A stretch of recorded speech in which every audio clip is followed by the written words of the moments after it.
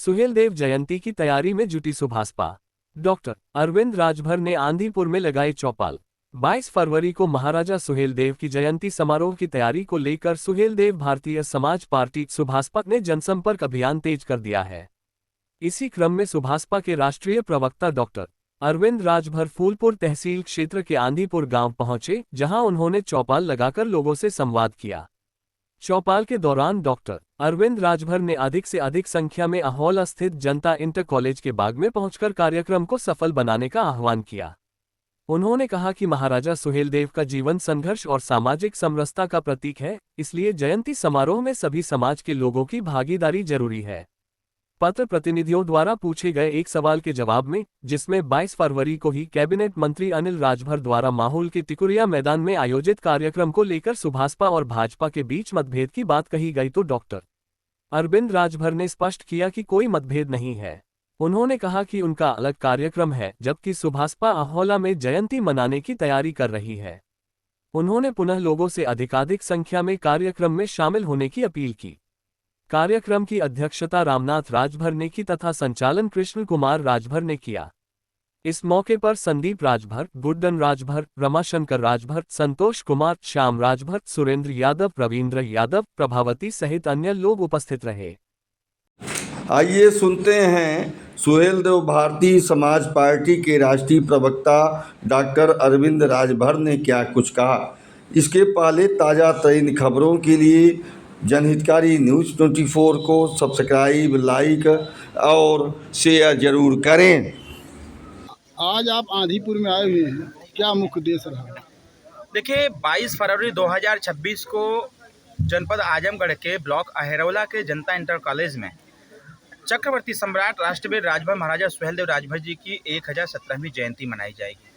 इस जयंती के अवसर पर हम लोगों ने एक महारैली का आगाज़ किया है, जिसका नाम है सामाजिक समरसता महारैली।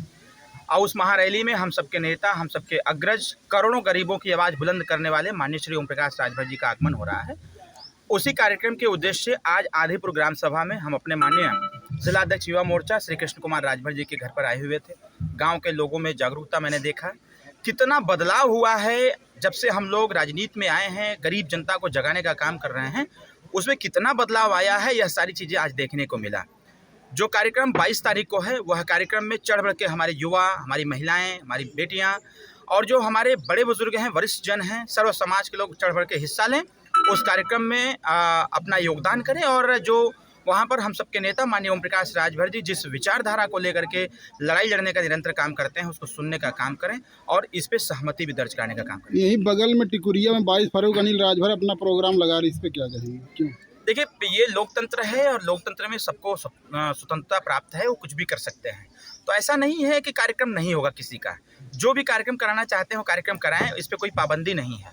तय तो करना है कि कौन जनता के साथ है और कौन व्यक्तिगत व्यक्तित्व के साथ है। तो कहीं ना कहीं सुहेलदेव भारतीय समाज पार्टी का पूर्व से निर्धारित यह कार्यक्रम लंबे समय से इसकी तैयारी भी चल रही थी, हम लोग संगठन को विस्तार भी दे रहे थे, लेकिन अब उनका कार्यक्रम एट ए टाइम उसी डेट में आ गया। तो अब जब कार्यक्रम है तो वो भी अपना कार्यक्रम करबे करेंगे। आप दोनों लोग सरकार में क्या एक ही जगह नहीं कार्यक्रम कर सकते थे? अब तो क्यों नहीं हो सकता? हम तो आमंत्रित करते हैं कि हमें मंच पर। कोई मतभेद है क्या? आई डोंट नो, हमें कुछ नहीं पता है मतभेद क्या होना चाहिए। राजनीति में मतभेद थोड़ी होता है, विचारों का मतभेद होता है। माहौल में उन्होंने एक छोटी सी रैली किया था, जिसमें उन्होंने चैलेंज किया कि राजभरों के नेता अनिल राजभर, ओम प्रकाश तो केवल सुहेलदेव के हड्डी से खून निकालने वाले नेता। चलिए, वो अच्छी बात कह रहे हैं, हम नेता नहीं हैं ना, हमारे नेता ओम प्रकाश राजभर नेता हैं। ओम प्रकाश राजभर कार्यकर्ता हैं और जब कार्यकर्ता बन करके जब जनता के बीच में जाते हैं तो काम करते हैं।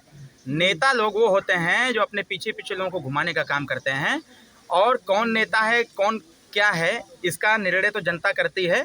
हम भी कार्यकर्ता हैं और कार्यकर्ता बन करके हम नेता नहीं बनना चाहते, हम कार्यकर्ता बन करके रहना चाहते हैं कि हम गरीबों की आवाज़ हमारी जुबान से नहीं बल्कि उसी गरीब की जुबान से निकलनी चाहिए। ये तभी हो पाएगा जब नेता नहीं कार्यकर्ता बन करके जनता के बीच में जाएंगे। अच्छा, एक प्रश्न और, जो कि इस समय पूरे क्षेत्र में चर्चा का विषय, प्रधानी का चुनाव कब तक होगा?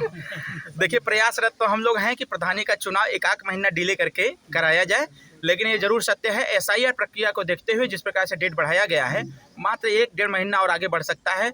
बाकी चुनाव अपने टाइम पर ही होगा। टाइम पे होगा। आइए। अरे एक मुर्गा से भी कम रेट तोहार बा और उतने पर लोग वोट दे देते रहे। लेकिन जब हम जैसे लोगों ने, हमारे कार्यकर्ताओं ने जब गांव गांव में आपको जागरूक करने का काम किया, जब आपने अपने वोट को बेचना बंद कर दिया, तब लोगों को चिंता बढ़ गई कि आखिर ये समाज जाग कैसे गया। और जागने का परिणाम यह निकला कि आज आपके बच्चे स्कूल की तरफ जाने लगे, बच्चे पढ़ने लिखना चालू कर दिए। अगर नहीं रोजगार मिल पा रहा है तो कहीं बाहर जाके काम धंधा करके अपने परिवार को आगे बढ़ाने का काम कर रहे हैं। जो मड़ई थी उसको हटा करके एक तो पक्का मकान भी बनाने का काम हमारे समाज के युवा करने का काम कर, नहीं तो 4 पुस्त से खाली का होता है 100 रुपया पर लोग अपन वोट दे देते रहे। क्या कहते हैं, हाँ आला नेताजी देखो 100 रुपया देना है, सुबेरे वोट देवे के। अब सोच ला, एक भैंस का दाम 1 लाख है, गाय का दाम 25 से 30 हजार, एक बकरी छोट के बकरी के दाम 5 से 7 हजार। और जब तोहार नेताजी जो वोट लेवे आवत हुआ तो एक शीशी दारू, आधा किलो मुर्गा पहुंचा देता हुआ, कहता मतलब यह खा सुबह जाके वोट दे दे। वोट देने के बाद कुछ मिलता था का? ठीक से तो लोग नाम भी नहीं लेते थे, लोग ठीक से नाम भी नहीं लेते थे। हम कहना चाहते हैं, जब यादव जी हो सकता है, पंडित जी हो सकता है, बाबू साहब हो सकता है, तो राजभर जी काहे नहीं हो सकता है भाई? बोलिए ना, प्रजापति जी काहे नहीं हो सकता है? बिंद जी, निषाद जी, गोड़ जी काहे नहीं हो सकता है? इसलिए नहीं होता था क्योंकि हम लोग एकजुट नहीं थे, जागरूक नहीं